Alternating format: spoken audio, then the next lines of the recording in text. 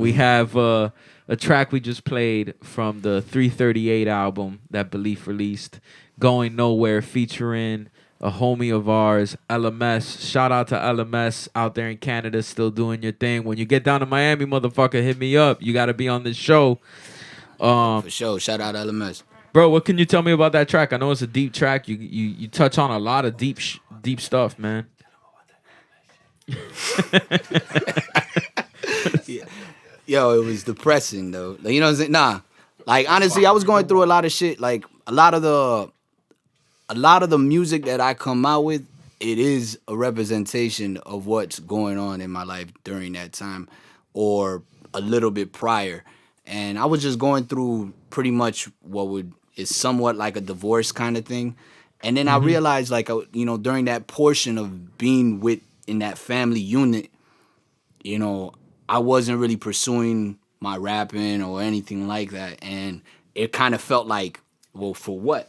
You know what I'm saying? Like, I lost that, and now... You also gave up this. Yeah, I was buzzing before, and now I gave it up for this, and now that's gone. So I'm like, okay, well, where the fuck am I going right now? You know what I'm saying? And that's where I was like, you know, that track came out of.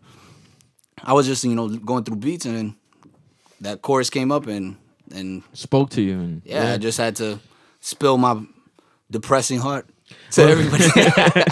I love shit like that, man. I love tracks where people like express themselves and are vulnerable, you know, especially MCs, you know. And what I was alluding to earlier was saying, you know, with the Beleaf System and 338, the growth is also the subject matter in songs. Like, there was a lot of experience you were harping on. Yeah. And I felt like with Beleaf System, you were still young and trying to find what to talk about besides the dope punchlines. You know what I'm saying? Yeah. I'm guilty of that myself in my early stuff. And then, like, getting to my later years, I was like, what to talk about became much easier. Yeah. Because you just live life. And life Experience. itself gives you that. Yeah, it gives you that subject matter. All right, so wait. Since we're on Beleaf System right now, because I brought it up, you had the Napoleon Complex song. What's the deal, son? What's the deal? Oh, man. How did that come about? Because that song was funny as fuck. All right. I finally get to explain this, you know, not through rapping. All right, so this is how it went down. Views had taken us, or taken me, and I think Mogly, I don't know if he was there, but they taken us to like this barbecue, this 305 hip-hop barbecue thing, right? And I was a cypher rat at the time, so wherever the cypher was, that's where I was at. So I was in this cypher for like a minute, you know what I'm saying, just spitting bars or whatever, and I think like Four Horsemen, I don't know if you recall those dudes. I think it was Four Horsemen, right? They were spitting there too or whatever, but I've already been spitting for like a good half an hour, 45 minutes in that cypher, and Buddy had came up, the dude I made the song for, Pito. He had came up and he spit a verse and he had like somebody recording him, right? He said something on at the last line, said all these MCs were trash or something like that. And I didn't pay no mind to it, you know what I'm saying? And then he left after the cypher after that line, so we didn't pay no mind to it. Then from what I heard, people kept on telling me, like, mind you, I didn't fuck with the whole internet shit.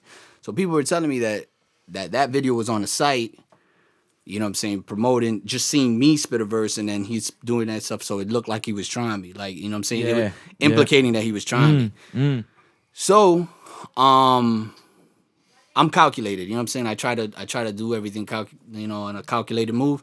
So I was like, okay, well, let me do this song, prep this song and make this song fully record it, and then we'll give them an opportunity. We'll hit them up to be like, hey, yo, talk about this to take the song, take that video down or whatever. But we never got the opportunity because this is the first time I've experienced this as an artist where the song leaked.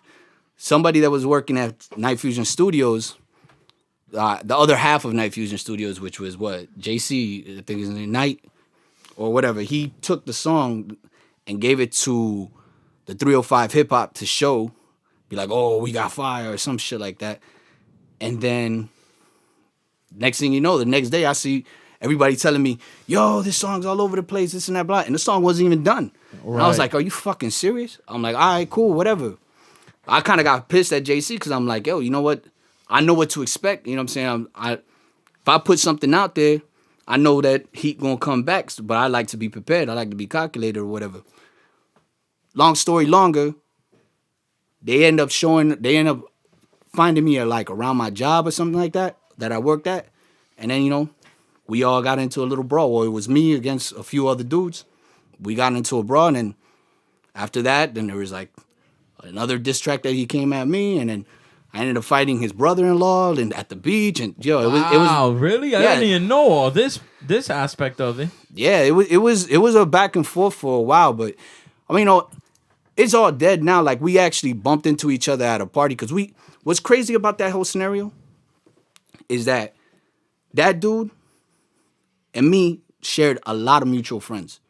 You know what I'm saying? Because we around the same hoods, and not even only the Kendall area, also up in New York.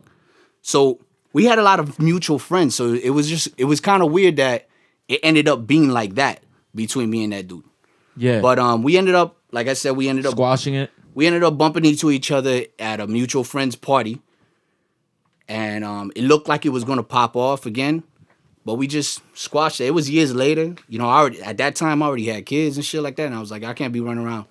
Yeah, you know what I'm saying? Beefing over shit. some rap shit. We just we squashed it, and more power to that nigga in his camp, and it is what it is, you know what I'm saying? Yo, to be honest with you, I didn't even know who Pedo was. When I heard your mixtape, I was like, who the fuck is this dude Pedo? And then I had to search. And I searched and I was like, oh, okay. I'm like, yo, this dude's down with KRS?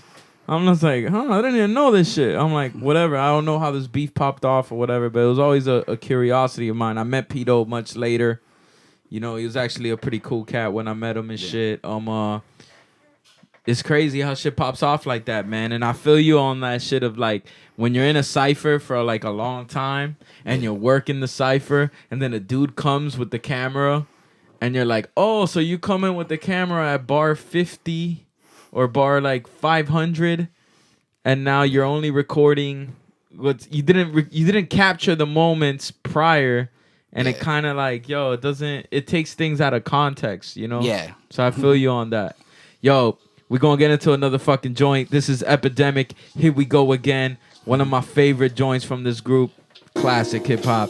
As always, WDDH hip hop. Let's do it.